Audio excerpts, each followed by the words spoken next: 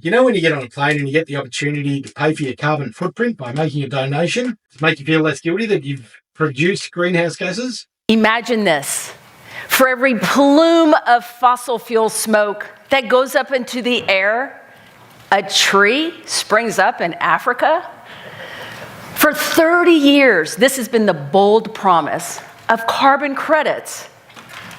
What if I told you carbon credits are crap? Guess what? You've been conned. G'day everyone, welcome to The Bothy. I'm Chris. Hey, I'm Al. So a parents group have taken Energy Australia to court regarding their carbon offset scheme. So when you get your energy bill or you get on a plane or you go to the bank or you get your credit card bill, you get an opportunity to reduce your carbon footprint by making a donation. And offset. And offsetting your carbon footprint.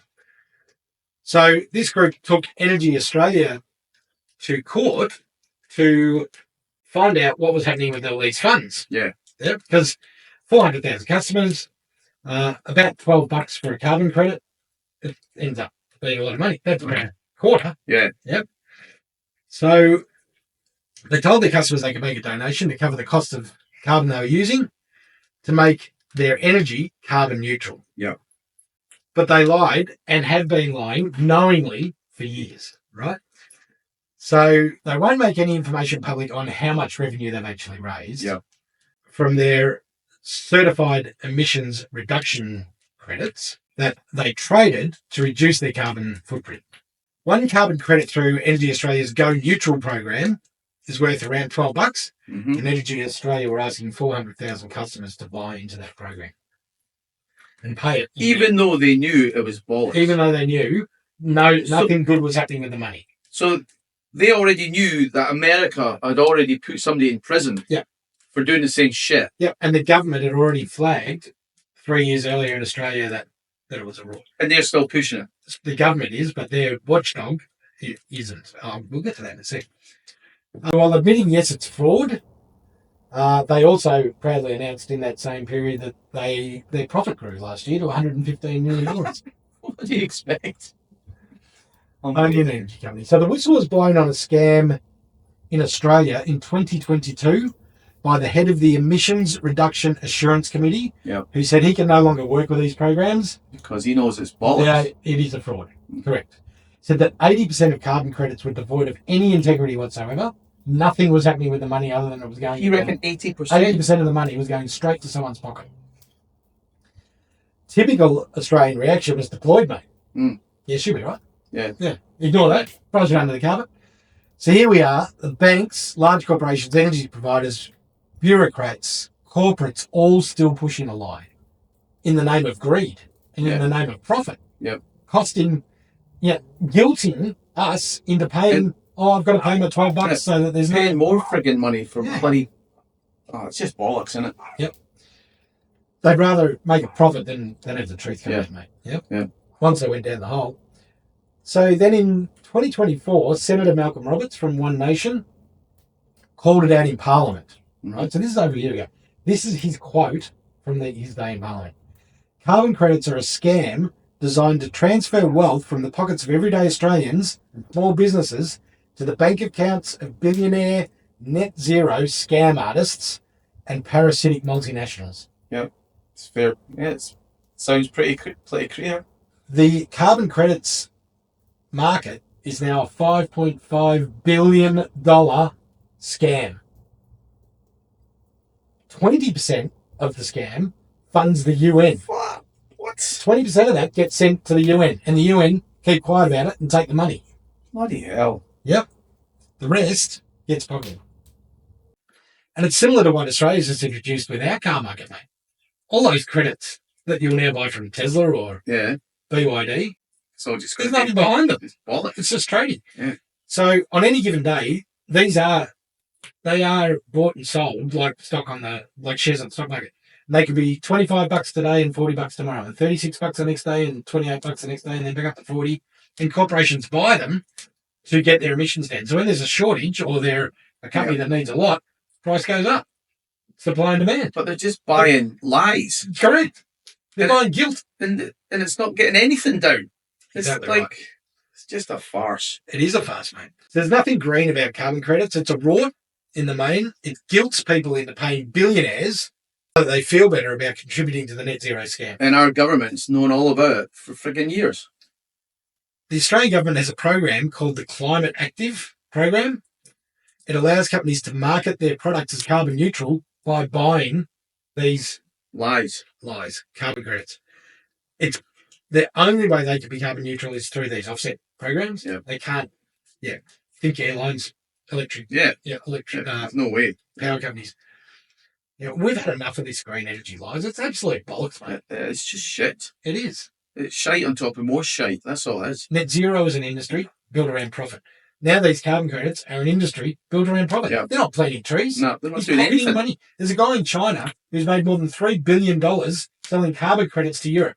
Europe has now banned carbon credits. Australia, after Malcolm talked Roberts. about it in the Parliament, has decided to continue with the program and introduce it for our cars.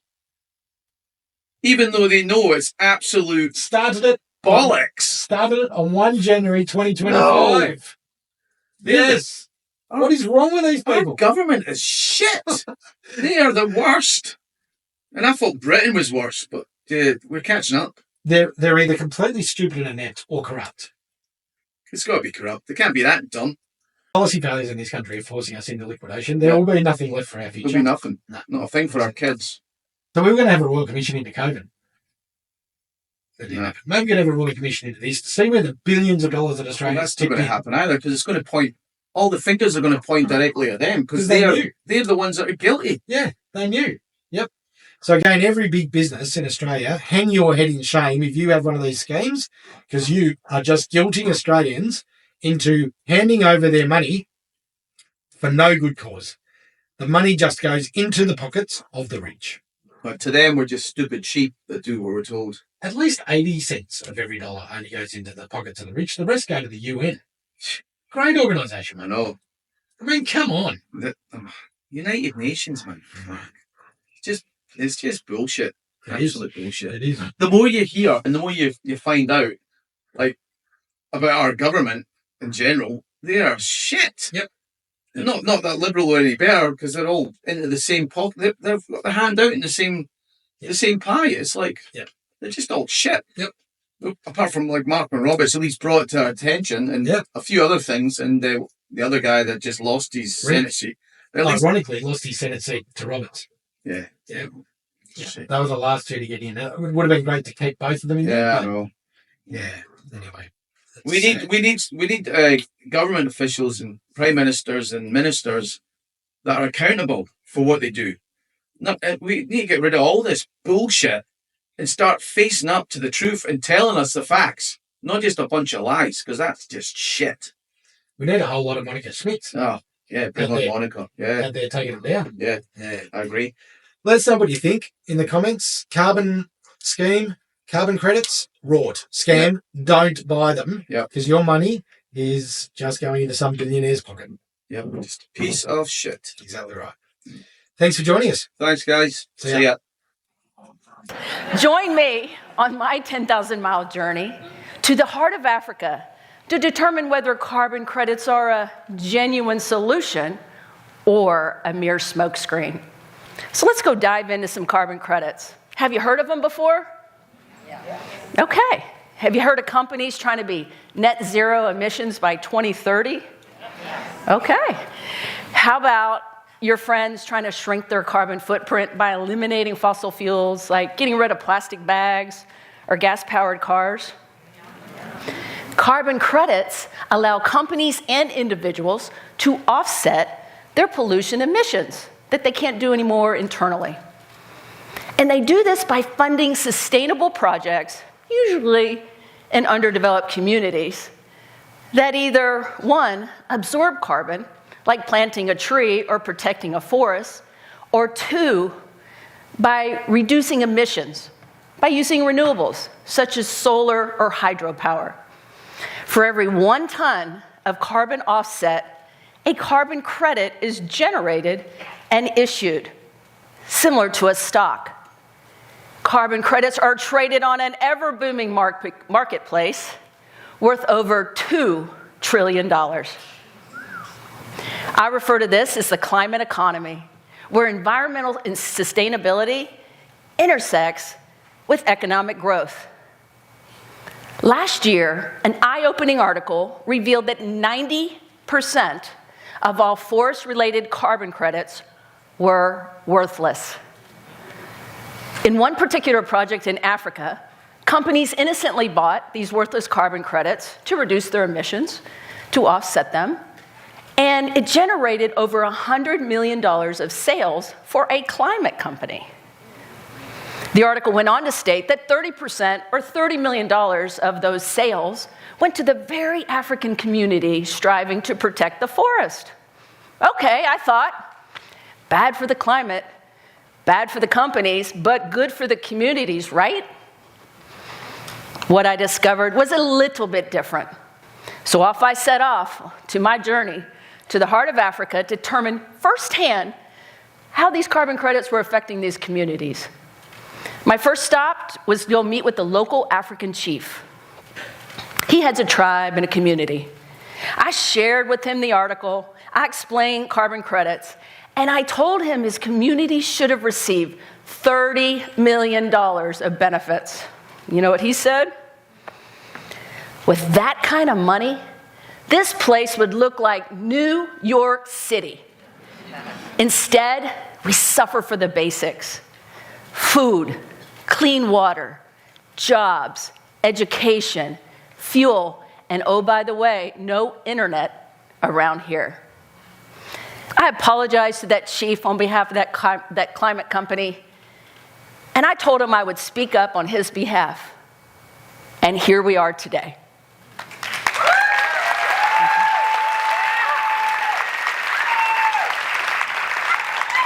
My second stop was to go meet with the government officials. I shared with them that a foreign company made $100 million off their trees in the name of carbon credits. Woo! You want to hear their reaction? Their first reaction was, air is worth that much money?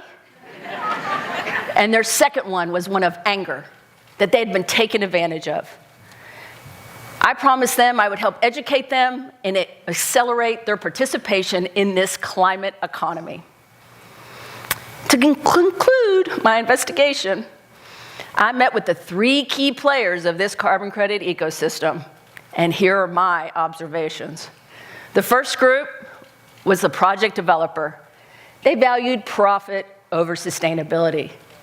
The second group was the standards governing board, who lacked quality standards to actually measure carbon offsets.